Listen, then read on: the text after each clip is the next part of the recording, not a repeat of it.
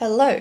Today we're going to talk about certain ways that are definitely not helping you with fluency. I think highlighting one's mistakes is really important because it's going to help them construct the rest of their journey in a better way. And when people ask me questions about language learning, or even when I listen to someone else talking about languages, I immediately understand if they're going to make it or not. And when I say they're not going to make it, I don't mean they will not end up learning the language, because I think language learning is the easiest and the most natural process for a human brain, and language is inevitable. So if you are willingly escaping language learning, I think that's a bigger talent than actually learning a language. If you are someone who likes to read and who has been reading, I think you can relate to this. Imagine you have a library of hundreds of books and then you had a guest. They take a glance at your books and their first reaction is, "Have you read all of those?" You'd probably be like, I guess we see this differently. Like, we have different standpoints when it comes to reading. And I think that's okay, because not everyone has to be an expert of everything. And your contribution to society can be filling in those gaps. If you have stumbled upon this video randomly and you have no idea who I am, I'm İclal, and I'm certified at C level in 5 different languages. English is not a part of them, which I speak at least better than 3 of those languages. And if you also add my native language, I'm fluent in a lot of languages. And then we have languages that I speak at intermediate, and I'm learning Finnish.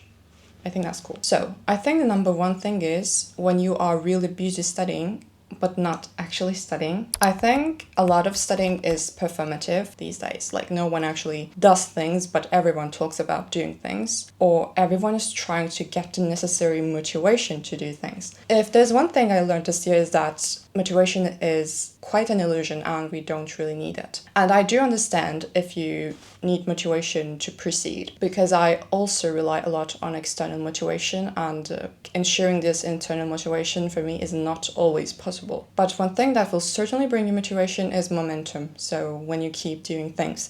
But if you never start doing things and always watch other people doing things, I mean, it's them doing things. It's them who learned French. And if you watch yet another video on how to learn French, one thing you're not going to learn is French. Someone who wants to be successful is always going to be more successful than someone who knows how to be successful. Like, because I think you can't know this. You have to want it, because when you want it, you take the necessary steps and you figure out your way. By the time I discovered the word polyglot for the first time, I could already speak 6 languages, because I didn't know such thing existed. Like, there was no one to inspire me, there was no one to help me, I figured out everything all alone. When you are beyond that point of inaction and actually start studying, I think we come across yet another problem, which is, when we talk about languages, the input trap. Consuming things feels safer than producing things. It's for sure useful and essential for language learning, but if you rely too much on consumption,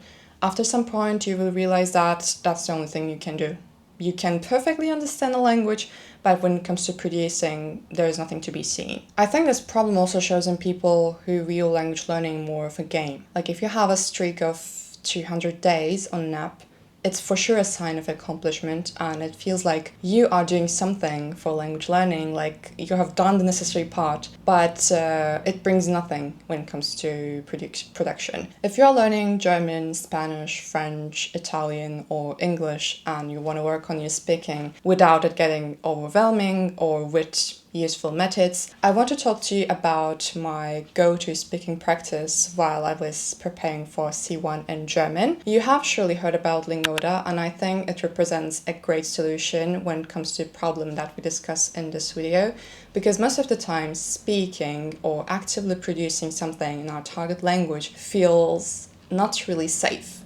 But I think when you're exposed to a lot of different topics, necessary vocabulary and guidance, and people who are at your level with a lot of opportunity to actively speak, most of this problem actually solves itself. Whether you have an upcoming speaking exam or just want to gain confidence while speaking, Lingoda right now has a back-to-school campaign for Lingoda Flex. So if you have a certain topic on mind that you want to work on, and if you also have a free time slot, you can just book a class with few people and you can practice your speaking and get feedback from native level teachers. If that's something you'd be interested in, you can use my discount code that you can view on the screen.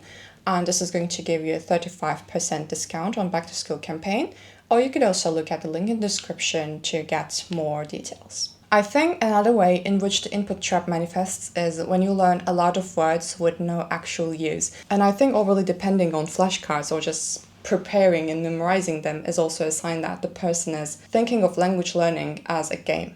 Because the game, most of the times, even if you don't maintain the information, it gives you a sense of accomplishment just because you remove the cards. And I would say many people should work on how they perceive languages, because if it's a game of input and output. If you are only doing one of them, at some point it's not going to work. Everything I've told you so far in this video, all the mistakes, all the wrong mindsets, come from perfectionism.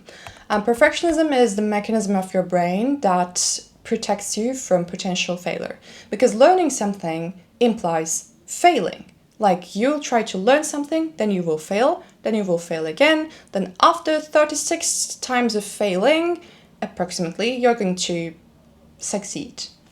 We hope. So your brain actually does not want you to go through all this process of getting humbled and failing, because that's quite naturally how human brain works. Which explains why you always wait for the perfect moment to start studying, why you wait for the perfect moment to start speaking with people, why you escape practice because you don't have the perfect accent, because your brain wants to ensure that everything is okay. You will always have some flaws while speaking a language or while doing anything.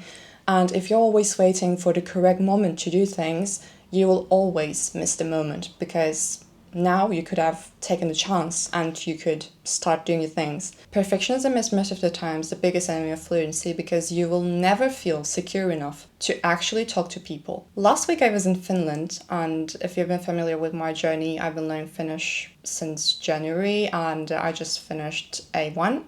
So I'm nowhere fluent in Finnish. So when I was in Finland, I always approached people in Finnish. I approached them in perfect spoken Finnish. I was like, here's my booking. I want to take this. I want to do that. Quite naturally, they were like, okay, this conversation is going to be in Finnish. And they proceeded in perfect spoken Finnish. But I wasn't prepared for that part of the dialogue. And I would just react like, Ja varaus on maksettu ja me tarvitaan tänne vaan pankkikortti takaa. So could I have a... Haluatko yksi vai kaksi espressoa? Tavallinen maito. Normal milk. I have the confidence to do that, and all of them either explained in English or highlighted the essential word that would make me understand what they are saying. But the important thing is, I still talked in Finnish. When it comes to speaking, I really love experimenting with my speaking skills, even as a beginner, which, if I have to admit, I can't really do with writing. I only like writing in languages that I can fully express myself. Like, I feel like I'm limiting the flow of my thoughts, and when you're writing, you never know if what you're writing makes sense. But when you're speaking, it's really easier to get confirmation from people, because they will either reply you or do what you told them to do. So once I was ordering in Finnish, and the person who was with me, who has learned Finnish and who now speaks it quite fluently, told me that I can order in Finnish really well. And it's really brave of me to just go and order in Finnish without saying, oh, I can't really speak Finnish, or maybe I should speak English. And I was like, yes, I always try to speak Finnish to people, even if I know that I can't still speak like those A1 dialogues who can just go and order in perfect Finnish,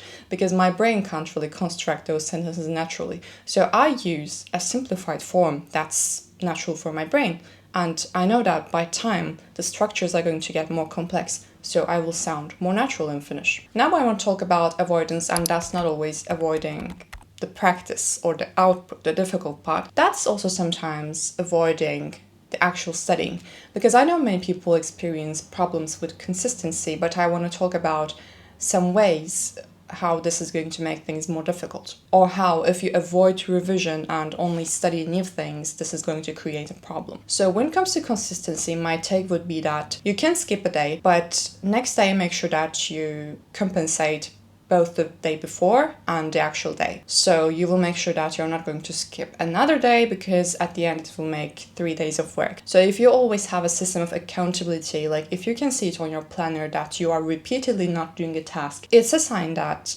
you have to modify the task, because it's either too imprecise or too difficult, or it doesn't make sense for you. You don't believe that it's useful, so that's why. There's a reason why you are avoiding that task. So you have to figure it out. You have to modify the task in a way that it's more logical for you to do it regularly every day without skipping. You have to ensure that you stay consistent, because consistency helps you with your long-term memory. A few months ago, I was taking a neuroscience course in Russian, and I've come across the term cognitive load, which refers to the amount of information that your working memory can process at any given time. It was displayed as a battery, which I found really interesting and which then helped me to reflect on it. Imagine when you're learning something new and the information is quite unfamiliar to you, like you have a lot of cognitive load, so you don't have a lot of space to learn new things. But if you're an expert on that thing, or you had revised it many times, that would decrease the cognitive load, which leaves more space to learn new things. That's why it feels difficult to read a text full of unknown words or listen to a podcast that you don't really understand, because your brain doesn't have any space left to absorb new information. If you want to create space for information, you have to repeat the task, you have to go back to that text, you have to listen to that audio again, because the information is going to become familiar, which is going to reduce the cognitive load, so you will have more space to learn new things. Finally, I want to talk about grammar, because I think grammar is perceived really inaccurately by language learners. It's always black or white. No one is like, let me learn a reasonable amount of grammar for my level. People are either like they have logical minds and they're like, grammar is easy to learn, so let me learn grammar only. Or they don't understand grammar structures and they're like, I won't learn any of this because it feels difficult. But how I see it is, imagine a language like a puzzle of a landscape, and there are parts of puzzle that have a repeating pattern, or that has a written text, that has a sign that you could easily complete. But you're like, I don't want to work on this because I just want to see the landscape. I don't care about this part. But the thing is, the more you ignore that part, the more pieces of puzzle that you're going to have every time to choose from. It also connects to cognitive load. If you don't know how past tense works or looks like in your target language, each time you read or listen to something, it's going to be a burden. But if you figure it out, for once at all, you don't have to know all the exceptions, all the rules. Now it's going to make sense and you can focus on other things. But if you don't learn any grammar at all, it's going to be harder for you to absorb other kinds of knowledge as well, because you will always have more pieces of puzzle to choose from, because the overall picture is not going to be complete. It's going to be far from being complete. Many people are going to defend the view that children don't learn grammar. As someone who can analyze really well both languages and people, what learning a language like a child implies for 90% of people is not studying. Because what a child wouldn't do, they wouldn't study. I believe that more people have to take advantage of their adult brain, because if I have to be honest, it feels easier to me learning Finnish at the age of 20 than learning Russian at the age of 16. Not because Finnish is easier than Russian, it absolutely isn't, but my brain is more developed right now. And I think some skills that you have to learn from children is the resilience, like they don't give up upon every mistake, or they don't overthink every step that they're going to take, or most especially, they start speaking quite early. So you could combine elements of a children and an adult brain if you really want to achieve reasonable language learning. But if you just want to be like, I don't want to study, that's your choice. One thing I learned after content creation and interacting with people online is that you can't help everyone. My entire life, I had the mindset that if someone has achieved something, I could also achieve the same thing. But some people who are not programmed for success, they're like, how can I be the exception? How can I not do this thing that people told me that I have to do? It's only your responsibility to deliver the knowledge and share your experience, but you can't ensure that everyone is being helped. That was all I had to say about this topic, and hopefully you found this helpful. You can keep following me on different social media accounts, and we will meet in another video. Bye!